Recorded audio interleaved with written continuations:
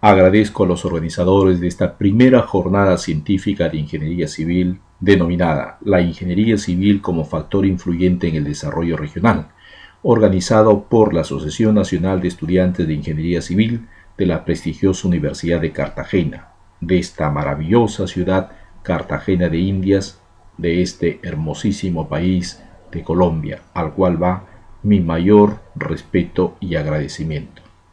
Esta es ya la sexta oportunidad que regreso a este maravilloso país del cual siempre llevo los mejores recuerdos. Vengo a representación de la Universidad Privada Antenor Orrego, de la cual soy profesor extraordinario, también profesor principal de la Universidad Peruana de Ciencias Aplicadas de la ciudad de Lima y profesor principal de la Universidad de San Martín de Porres, también de la ciudad de Lima. Premio nacional otorgado por mi país a través de la Asamblea Nacional de Rectores en los años 2006, 2007 y 2008, y ahora vengo a disertarles la presente conferencia denominada Principales fallas en edificaciones y puentes. Siempre me gusta iniciar filosofando y tomo esta diapositiva como bandera, se podría decir, de presentación, porque es muy importante entender la filosofía de las normas de diseño sismo resistente de los diferentes países del mundo. Las normas siempre nos tienden a que se tiene que preservar la vida humana y no al colapso como tal. Es decir, no a las pérdidas humanas como consecuencia del colapso de una edificación. Klyazhko, un científico ruso, nos dejó este hermosísimo mensaje que decía que a las personas no los mata el sismo, sino son los edificios. En pocas palabras, quienes proyectan y construyen los edificios somos ingenieros civiles y arquitectos, y bajo nuestra responsabilidad está no al colapso de las edificaciones. Este es el mapa sísmico de mi país.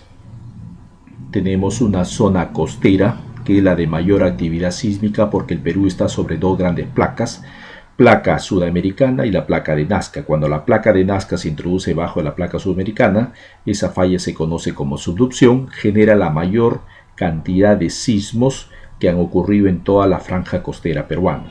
La franja netamente central del país es de mediana actividad y la zona del oriente peruano es de baja sismicidad. Pero tenemos algunas zonas que con el tiempo deben de ser tratadas de una forma distinta porque tienen una actividad emergente en los últimos tiempos, caso del centro del Perú, así como la zona de San Martín. Debemos entender también que si los focos son superficiales, vienen a ser quienes van a generar la mayor cantidad de daños a las construcciones, porque su profundidad es menor a 60 kilómetros. Los de foco intermedio son de 60 a 350 y los profundos mayores a 350. De los sismos intensos, la mayor cantidad han sido de foco superficial. Es ahí donde se va a sentir toda la duración del sismo y el edificio o la construcción va a estar expuesta a toda esa vibración durante todo el tiempo. Otro de los problemas que debemos de incidir es en el comportamiento inelástico de los materiales.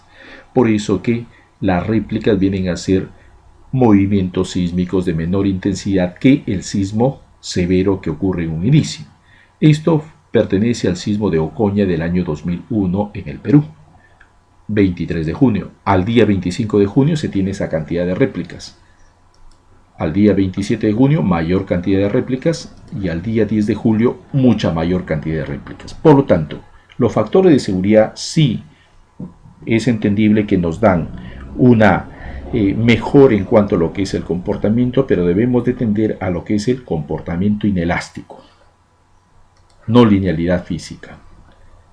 La falta de conocimiento producto de una mala conceptualización del comportamiento de los materiales también nos lleva a problemas ilusionistas como el que estamos observando por un mal concepto del comportamiento de una roca. También comportamiento del material, como el caso de la madera, nos lleva a este otro trabajo que también es ilusionista con una escalera caracol para lo que es el acceso. Es decir, inercia nada más no, sino también tiene que ver con calidad del material, y la calidad del material viene a ser el módulo de elasticidad. Problemas de autoconstrucción, un volado, y se piensa que como es acero va a tener un mejor comportamiento que el concreto, se reduce la sección y con unos puntales como los que estamos observando es suficiente. Eso no es. No hay continuidad tampoco de los sistemas de elementos de corte. Vemos que la columna termina en ese piso y no continúa al siguiente. Hay ventanales por todo lado, por lo tanto no hay muros confinados. En los extremos es una unión simple. La autoconstrucción hace edificaciones altamente vulnerables ante los sismos. Para ello, el propietario debe entender que una cosa es criterio técnico con ingeniero, arquitecto, que se garantiza de verdad que su edificación tenga un buen comportamiento ante un sismo, más aún que estamos muy en alerta porque los sismos que han ocurrido, que están ocurriendo son severos y son de larga duración. Consecuentemente, comportamientos inelásticos son muy importantes. Pero si hay autoconstrucción, comportamientos inadecuados de la calidad de los materiales, lo que se tiene que esperar son gravísimas pérdidas. Y lo peor, pérdidas humanas, que son irreparables. Se dice que la ingeniería también es ciencia y arte, pero no es esto ingeniería, no es un malabarismo para hacer unos acabados. La seguridad es importantísima. Pero esto es peor. Se piensa que ante caída de objetos, un buen amortiguador significa que no va a pasar absolutamente nada con este trabajador. Autoconstrucción. Debemos aprender del pasado. Esto ocurrió en Huaraz, año 1970, como consecuencia del sismo de Chimbote el 31 de mayo de 1970. Calles angostas, edificios altos en cuanto a lo que es netamente el uso del adobe, 2-3 pisos, muy pesados, y la falta de preparación de las personas. Las personas salieron a la calle en lugar de salir a su patio posterior, que es bastante amplio. Colapsaron las edificaciones, calles angostas, y podemos observar en el gráfico derecho lo que quedó.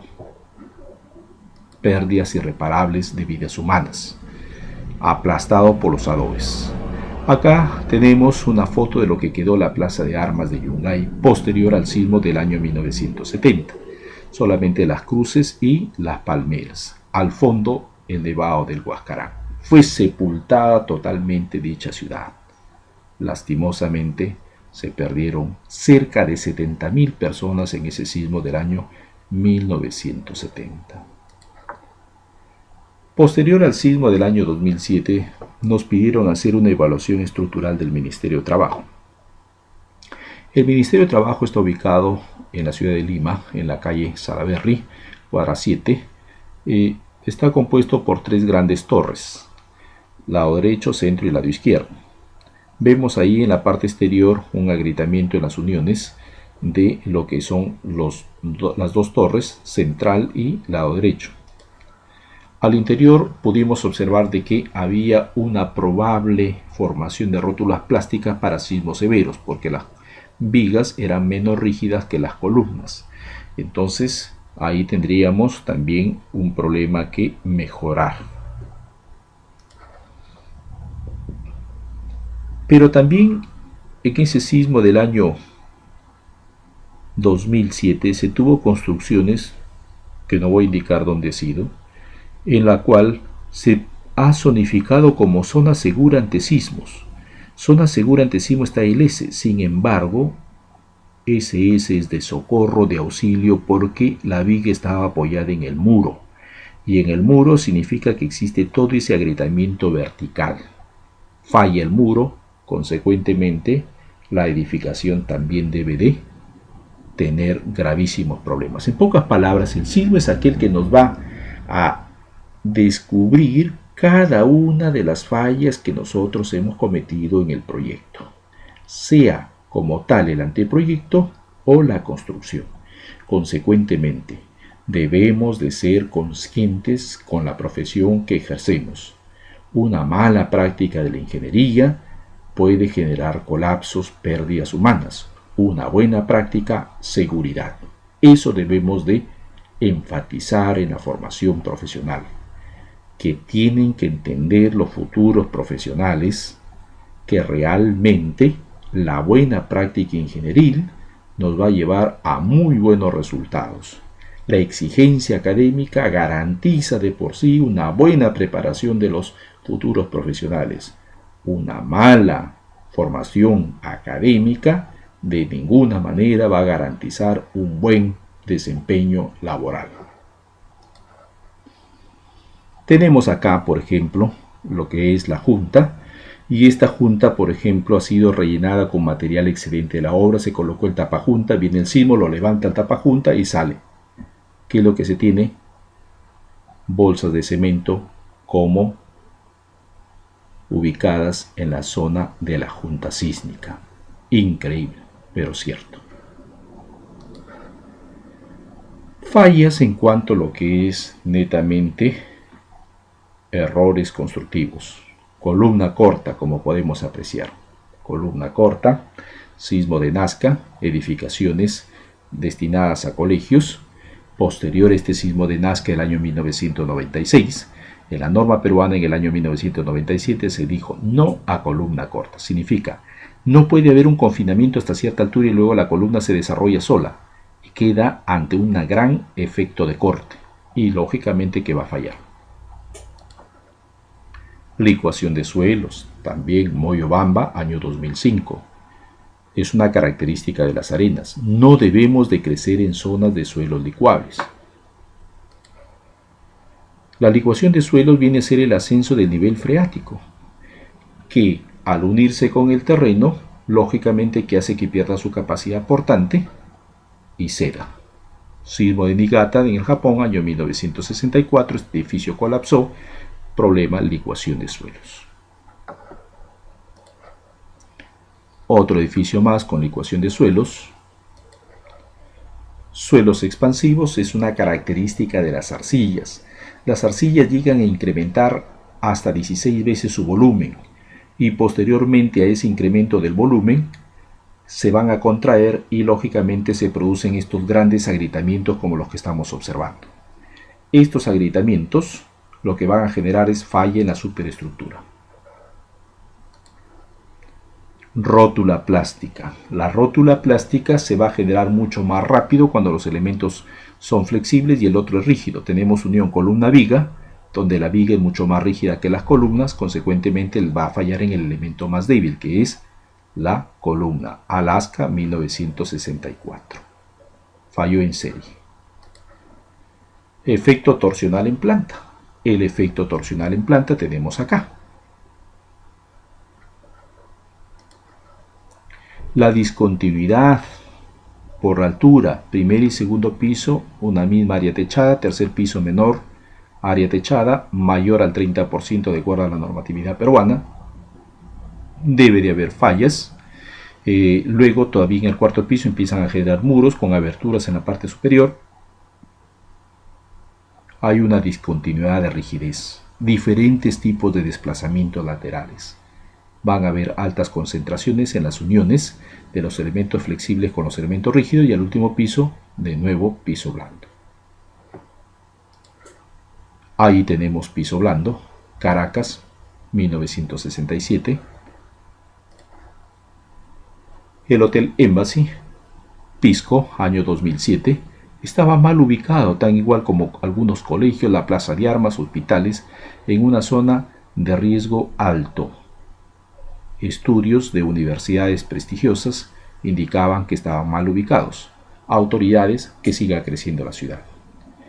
Aunado con los problemas de estructuración, como el Hotel Embassy, que era primer piso aporticado, significa que había piso blando porque los otros pisos eran con muros de albañilería, consecuentemente falla estructural en ese primer piso. Colapso del Hotel Embassy. Ahí tenemos de nuevo piso blando.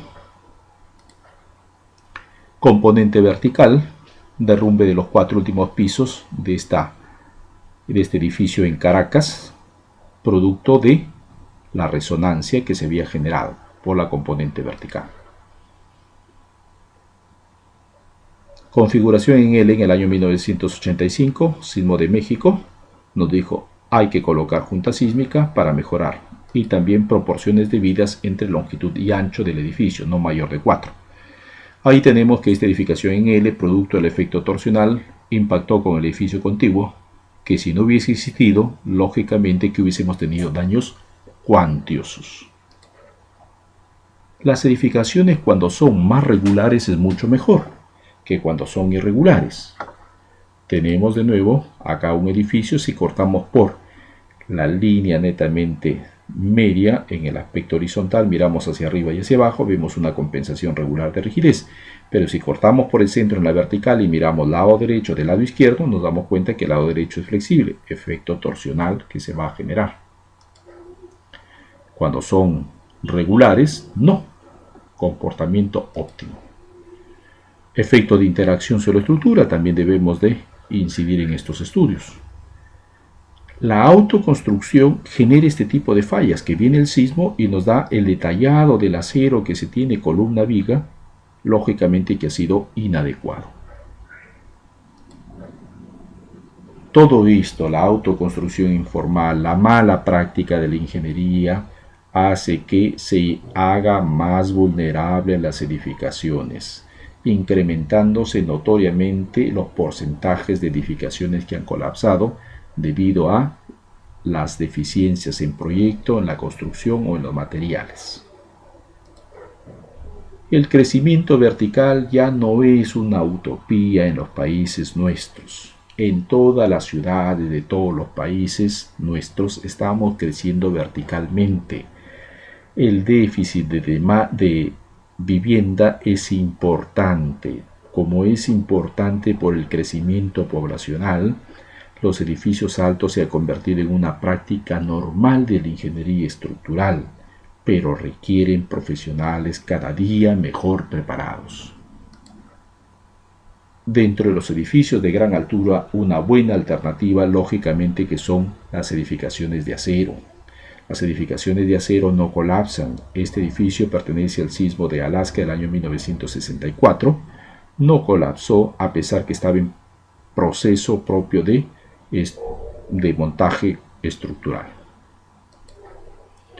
Las edificaciones regulares de concreto también son muy buenas. Como podemos observar, no se ha tenido fallas, sin embargo, lo que sí se ha tenido es en el pavimento en una cierta parte del terreno.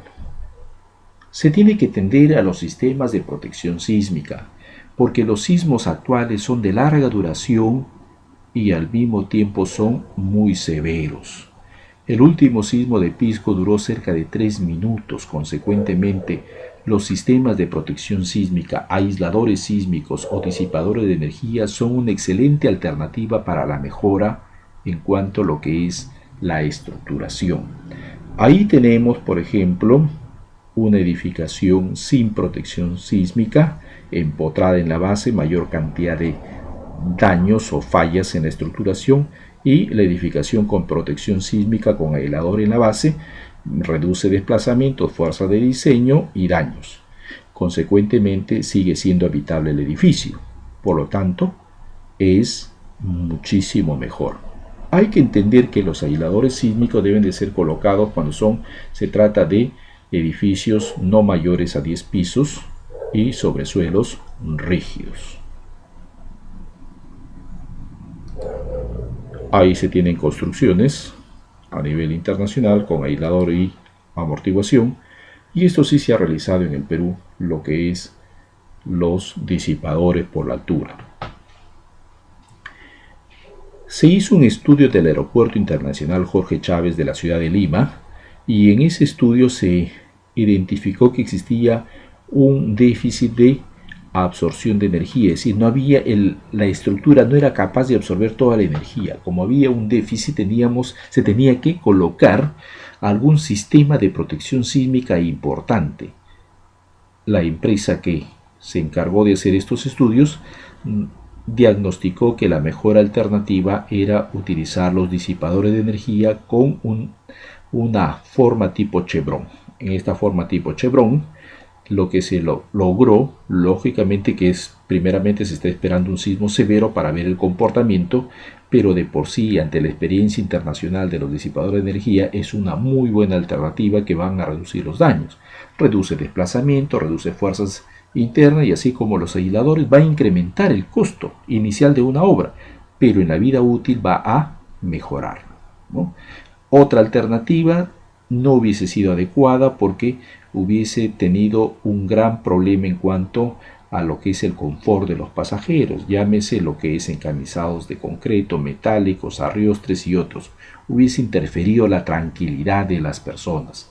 El aeropuerto no podía de ninguna manera estar en esta forma, y lo peor es que realmente se tenía que disipar energía en el tiempo. Los aisladores y los disipadores van a disipar energía durante toda la duración del sismo. Es importantísimo este tipo de sistema de protección sísmica. Miyagi, en el año pasado 2011. Ocurrió este sismo de Miyagi y al mismo tiempo lo que es netamente el tsunami. Ahí tenemos el tsunami en Miyako, sepultó o arrasó con la ciudad, como podemos observar. A lo que es la vía de acceso también. Las embarcaciones quedaron en la misma ciudad. Las avionetas y los vehículos destrozados. Explosión del reactor número 4 en Fukushima. Una catástrofe ambiental mundial. Después de 25 años se vuelve a repetir un reactor número 4 como fuese un número negativo para la historia de la energía nuclear, debido a que en el año 1986 el reactor número 4 de Chernóbil explosionó y generó un gravísimo problema para la antigua Unión Soviética. Yo estaba estudiando en la ciudad de Kiev y soy testigo de cuánto nosotros tuvimos que pasar en esa época con la intención de ser formados profesionalmente y seguir adelante en la vida. No me arrepiento, y si volviese a estar en esa misma situación lo volvería a hacer, porque realmente la calidad de la formación que lo obtuve no lo hubiese tenido jamás en la vida en mi país. Esa formación profesional, esa formación científica, de la cual estoy muy orgulloso y a la vez muy agradecido. Siempre a mis alumnos les hago entender que hay que ser conscientes con su alma mater. Hay que reconocer cada uno de los esfuerzos, pero también hay que aportar al engrandecimiento de su alma mater. Yo concursaba, he sido ganador de diferentes concursos a nivel estudiantil en la antigua Unión Soviética.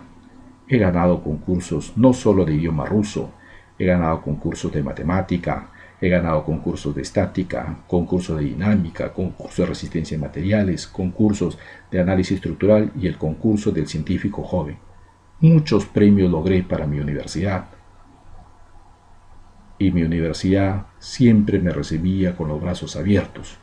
Tuve el gran privilegio de haber sido el primer extranjero que llegó a Dnipropetrovsk, que era una ciudad cerrada donde se hacían exploraciones a nivel de centrales nucleares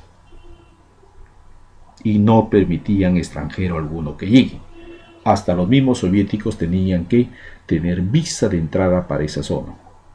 Yo fui el primer extranjero que llegué a esa zona gracias al intelecto, gracias a mis profesores, porque realmente la alta preparación de aquellos que he recibido no lo puedo de ninguna manera compensar en la vida, con un agradecimiento, pero sí lo llevo en la mente y el corazón, y lo que trato de hacer en la vida es transmitir todos los conocimientos a través de mis libros, conferencias, cursos y otros, de tal manera que llegue a la mayor cantidad de personas. Es la única forma como puedo agradecer a ese hermosísimo país que me dio todo en la vida.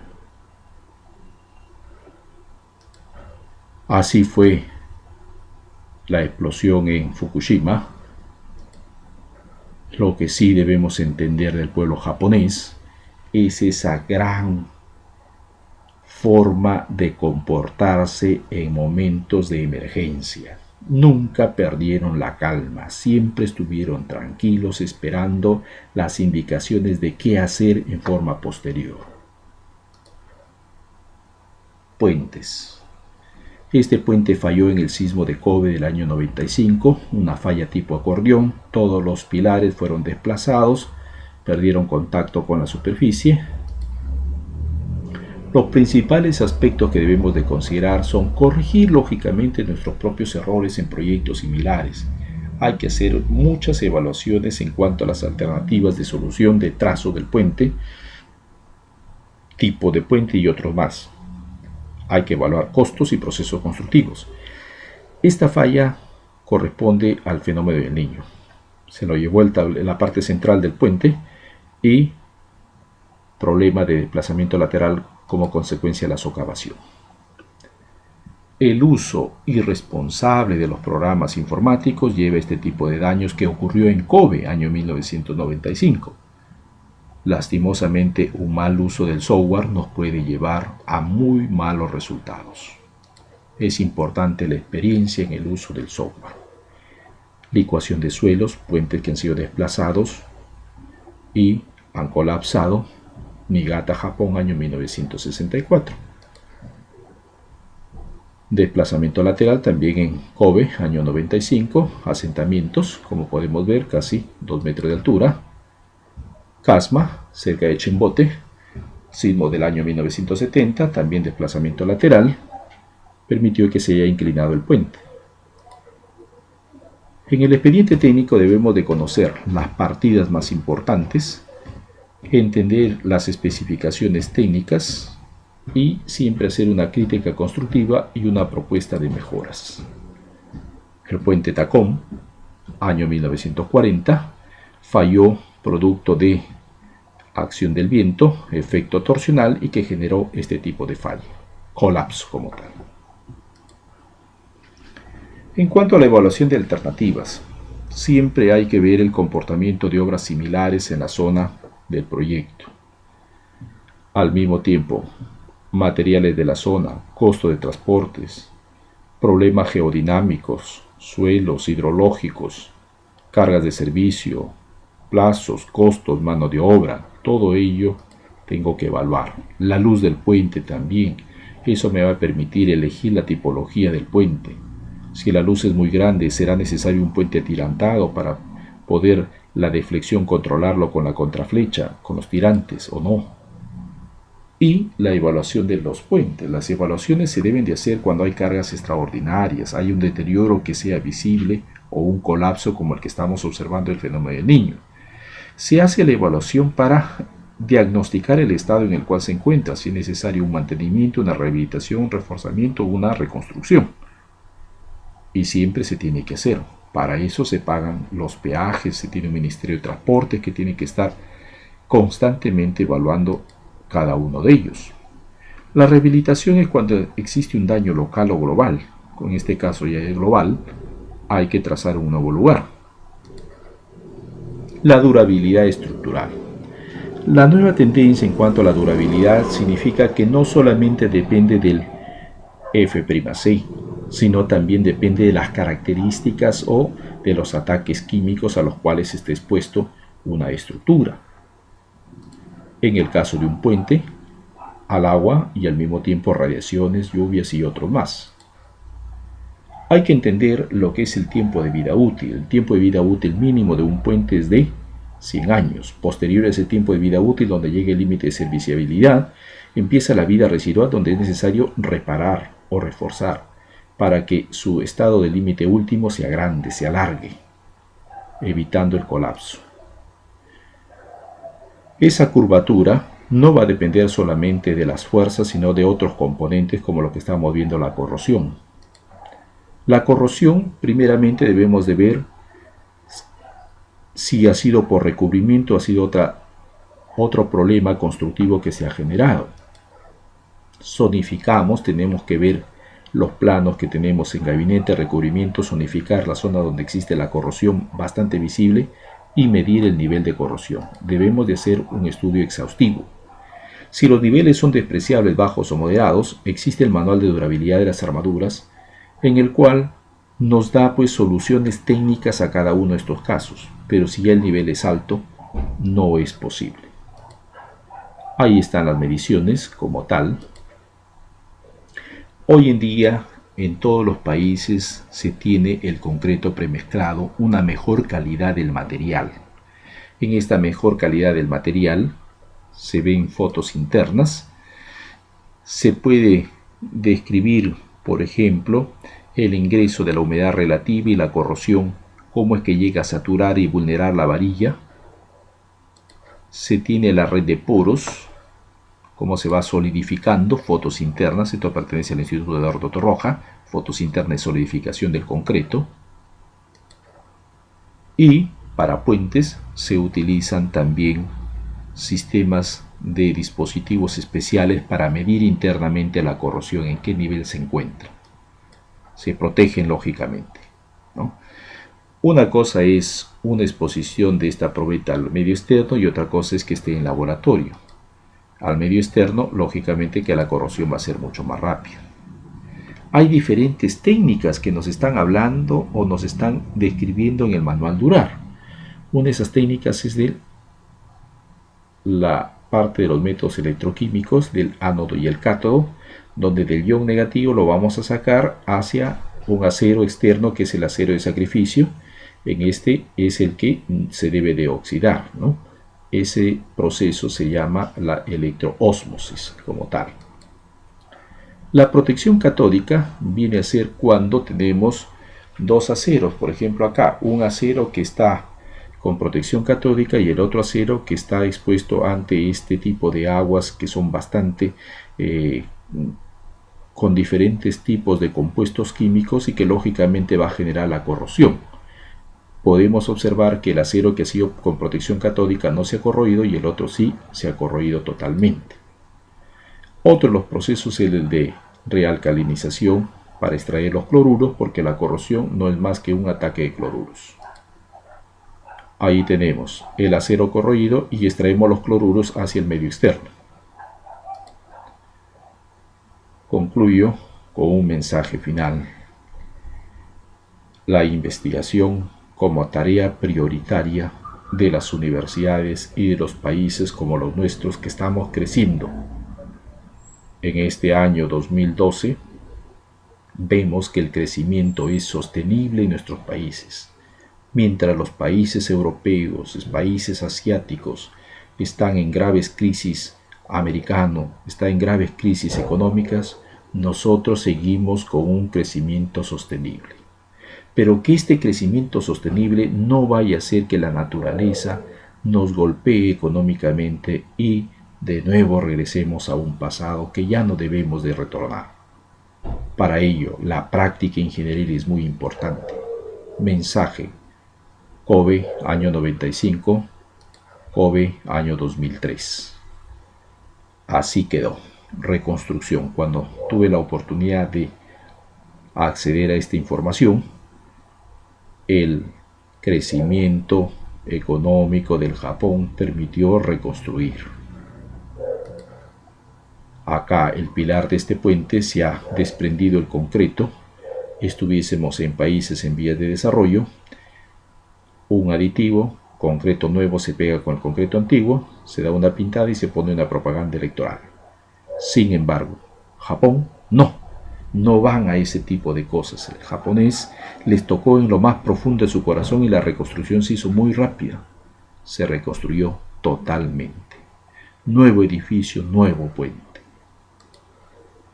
Esta edificación militar, también lado derecho, podemos observar de que está en buen estado. Lado izquierdo es necesario reconstruirlo.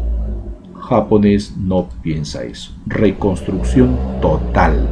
La reconstrucción total se realizó. Finalmente, debemos de considerar los procesos ondulatorios, interacción suelo-estructura, comportamiento o componente vertical, comportamiento inelástico del material, patología, vida útil, teoría de seguridad. Son los principales aspectos que debemos de mejorar en las normas de diseño de edificaciones y de puentes. Una vez más, muchas gracias a este hermoso país de Colombia. Muchas gracias a los organizadores. Ahí tienen mi correo electrónico, mi blog en el cual pueden bajar bastante información y el canal en YouTube que también están diferentes tipos de videos generados por mi persona. De verdad, gracias a ustedes por la paciencia que han tenido de poder compartir conmigo el día de hoy. Es un público maravilloso y siempre me voy muy agradecido de este hermoso país de Colombia. Gracias a todos ustedes. Muy buenos días.